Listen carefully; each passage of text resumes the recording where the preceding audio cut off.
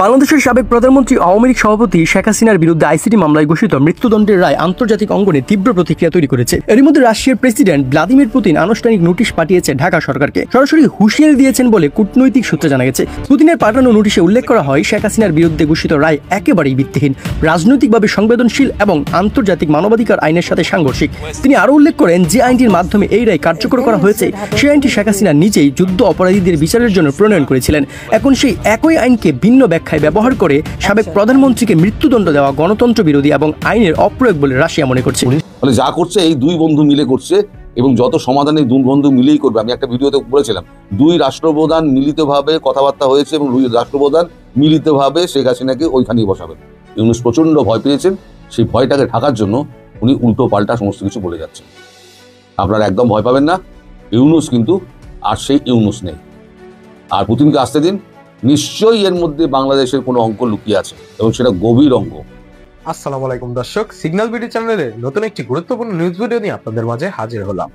প্রিয় দর্শক, বাংলাদেশের বর্তমান রাজনৈতিক প্রেক্ষাপট নিয়ে ইতিমধ্যে অনেকগুলো ভিডিওর অংশবিশেষ আপনারা দেখেছেন এবং আশা করি বুঝতে পেরেছেন আজকের ভিডিওটি কতটি গুরুত্বপূর্ণ এবং আকর্ষণীয় হতে চলেছে। তাই সবাইকে বলছি, সবাই ধৈর্য সহকারে পুরো ভিডিওটি দেখবেন। এখনো যারা আমাদের চ্যানেলটি সাবস্ক্রাইব করেননি তারা অবশ্যই আমাদের চ্যানেলটি সাবস্ক্রাইব করে পাশে থাকা বেল আইকনটি অন করে দিবেন। আর যারা ইতিমধ্যে সাবস্ক্রাইব করেছেন তাদেরকে অসংখ্য ধন্যবাদ। তো প্রিয় দর্শক, চলুন একটি লাইক দিয়ে মূল ভিডিওতে যাওয়া যাক। মস্কো ঢাকা সম্পর্ক নতুন উত্তেজনায়। শেখ হাসিনার মৃত্যুদণ্ড রায়কে কেন্দ্র করে রাশিয়ার প্রেসিডেন্ট ভ্লাদিমির পুতিনের কড়া নোটিশ বাংলাদেশ সরকারকে। বাংলাদেশের সাবেক প্রধানমন্ত্রী আওয়ামী লীগ সভাপতি শেখ হাসিনার বিরুদ্ধে আইসিটি মামলায় ঘোষিত মৃত্যুদণ্ডের রায় আন্তর্জাতিক অঙ্গনে তীব্র প্রতিক্রিয়া তৈরি করেছে। এর মধ্যে রাশিয়ার প্রেসিডেন্ট ভ্লাদিমির পুতিন আনুষ্ঠানিক নোটিশ পাঠিয়েছে ঢাকা সরকারকে। সরাসরি হুঁশিয়ারি দিয়েছেন বলে কূটনৈতিক সূত্রে জানা গেছে। পুতিনের পাঠানো নোটিশে উল্লেখ করা হয়, শেখ হাসিনার বিরুদ্ধে ঘোষিত রায় একেবারেই ভিত্তিহীন, রাজনৈতিকভাবে সংবেদনশীল এবং আন্তর্জাতিক মানবাধিকার আইনের সাথে সাংঘর্ষিক। তিনি আরও উল্লেখ করেন, যে আইনটির মাধ্যমে এই রায় কার্যকর করা হয়েছে সেই আইনটি শেখ হাসিনা নিজেই যুদ্ধ অপরাধীদের বিচারের জন্য প্রণয়ন করেছিলেন। এখন সেই একই আইনকে ভিন্ন ব্যাখ্যায় ব্যবহার করে সাবেক প্রধানমন্ত্রীকে মৃত্যুদণ্ড দেওয়া গণতন্ত্র বিরোধী এবং আইনের অপ্রয়োগ বলে রাশিয়া মনে করছে। পুলিশকে হত্যা করে ঝুলিয়ে রাখা হলো 5 আগস্টের আগে, সেই হত্যাকাণ্ডগুলো দায়কার। সেগুলো নিয়ে এখন তো কৃতিত্বের দাবিদার হয়ে এনসিপি বলেন, বিএনপি বলেন, জামাত বলেন কামড়াকামড়ি করছে যে আমরা হত্যা করেছি। ওপেন টকশোতে জাতিসংঘ বলেছে 1400 জন মানুষকে হত্যা করা হয়েছে। কোন তারিখ পর্যন্ত? 15 আগস্ট। জাতিসংঘ 15 সেপ্টেম্বর পর্যন্ত তদন্ত করতে চেয়েছিল, কিন্তু সরকারের আপত্তির মুখে তারা কমিয়ে নিয়ে এসে 15 আগস্ট পর্যন্ত করেছে। এই 15 আগস্ট পর্যন্ত 1400 জন মানুষ হত্যাকাণ্ডের শিকার হয়েছে। পুতিন তার নোটিশে বাংলাদেশের বর্তমান অন্তর্বর্তী সরকার প্রধান ডক্টর মোহাম্মদ ইউনূস, সেনাপ্রধান এবং রায়দাতা সংশ্লিষ্ট বিচারপতিদের বিরুদ্ধে আন্তর্জাতিক আদালতে যাওয়ার সতর্ক পর্যন্ত দেন। নোটিশে আরও উল্লেখ করা হয়, যেখানে নির্দিষ্ট সাক্ষ্য, প্রমাণ, রায়, দলিল কোনটি জনগণের সামনে স্বচ্ছভাবে উপস্থাপন করা হয়নি, সেখানে একজন সাবেক রাষ্ট্রপ্রধানকে মৃত্যুদণ্ড দেওয়া গুরুতর আন্তর্জাতিক প্রশ্ন তৈরি করে।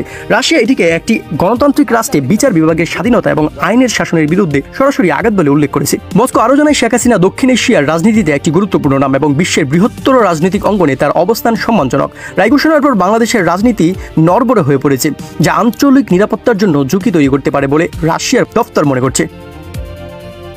বাংলাদেশ নিয়ে কিন্তু এখানে প্রচুর গল্প রয়েছে।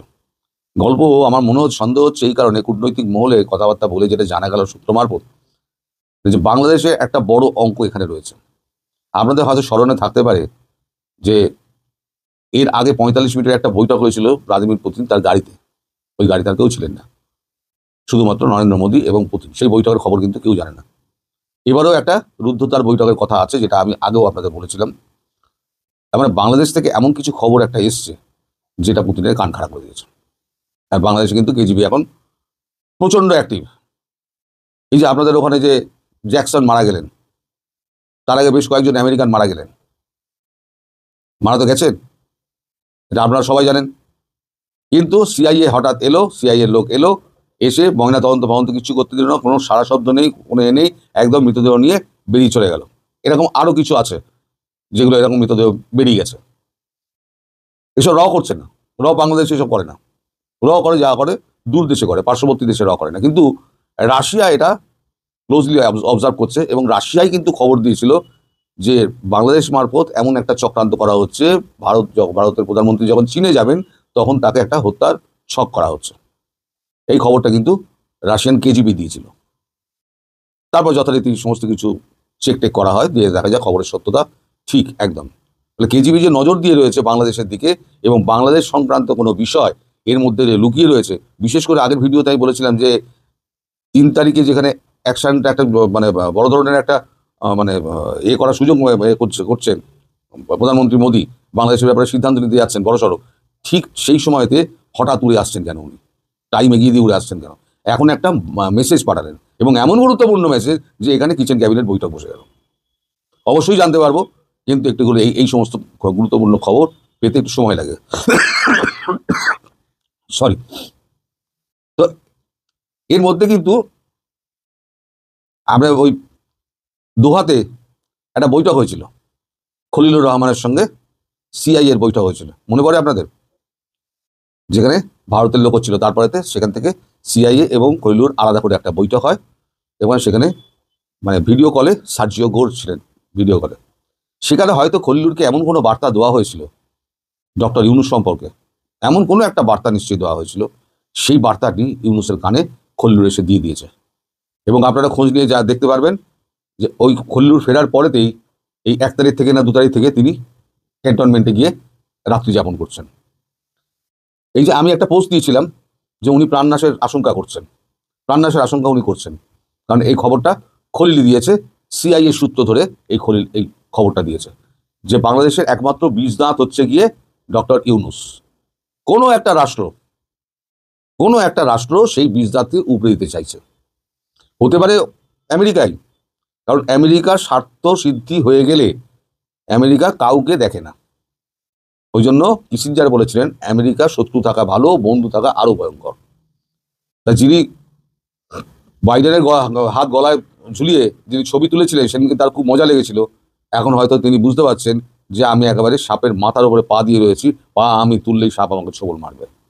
এমনও হতে পারে, অথবা এমনও হতে পারে কোনো বিদেশি শক্তি ওই দাঁতকে ওবড়ানোর চেষ্টা করছে।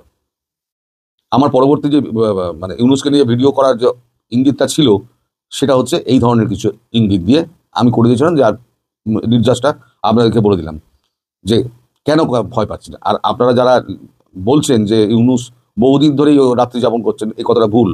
সম্পূর্ণ উনি যমুনাতেই আছেন, রাত্রি যাপন যমুনাতেই করছিলেন।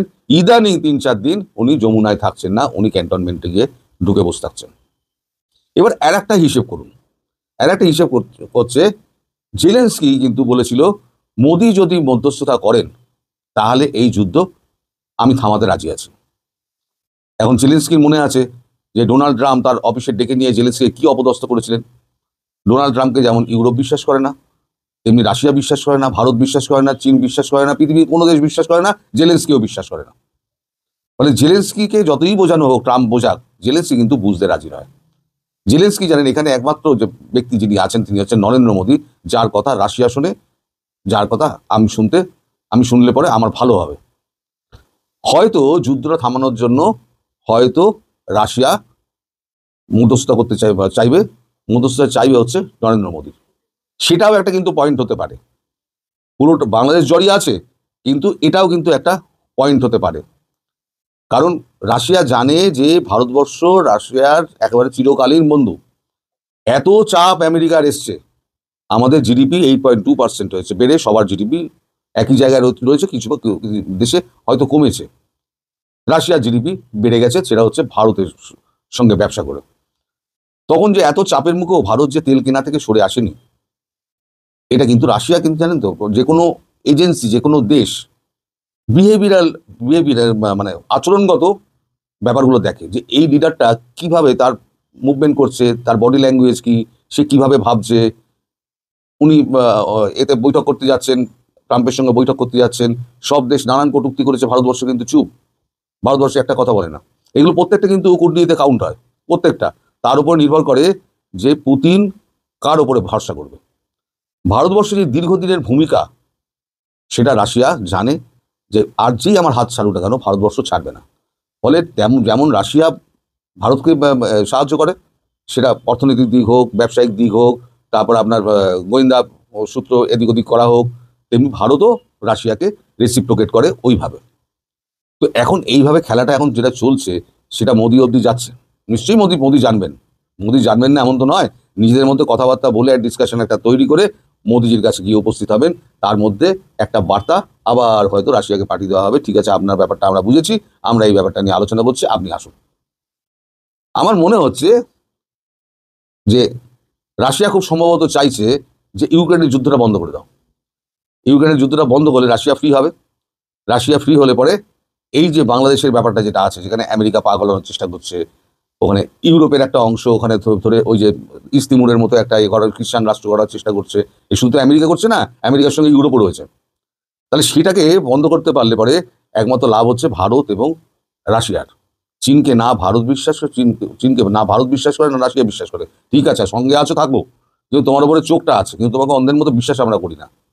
ফলে যা করছে এই দুই বন্ধু মিলে করছে, এবং যত সমাধান এই দুই বন্ধু মিলেই করবে। আমি একটা ভিডিওতে বলেছিলাম, দুই রাষ্ট্রপ্রধান মিলিতভাবে কথাবার্তা হয়েছে এবং দুই রাষ্ট্রপ্রধান মিলিতভাবে শেখ হাসিনাকে ওইখানেই বসাবেন। এর কোনো অন্যতা হবে না, আপনারা দেখে নেবেন। অনেক লোকে আমায় টিটকিরি মারে, অনেকে বলেন গল্প শোনায়।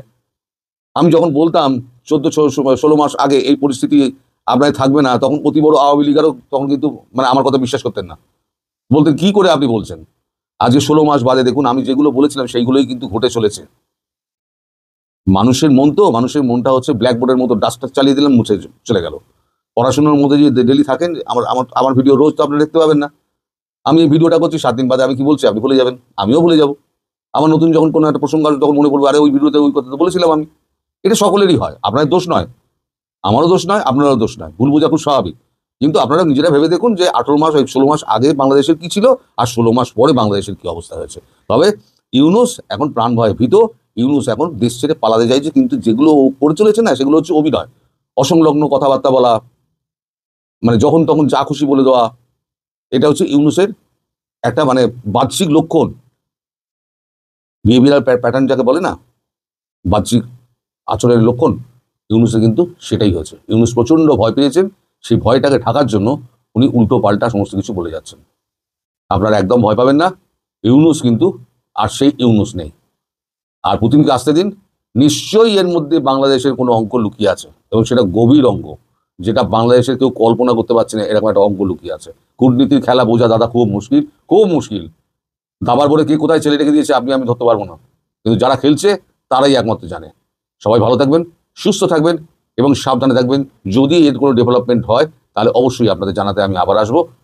প্রিয় দর্শক, ইতিমধ্যে আপনারা আমাদের পুরো ভিডিওটি দেখেছেন। ভিডিওটি দেখে কি জানলেন এবং বুঝলেন, অবশ্যই আপনাদের মূল্যবান মতামতটি আমাদের কমেন্ট বক্সে জানাতে ভুলবেন না। এখনো যারা আমাদের চ্যানেলটি সাবস্ক্রাইব করেননি, তারা অবশ্যই আমাদের চ্যানেলটি সাবস্ক্রাইব করে পাশে থাকা বেল আইকনটি অন করে দিবেন, এরকম নিত্য নতুন প্রতিদিন গরম গরম নিউজ আপডেট পেতে। ধন্যবাদ সবাইকে।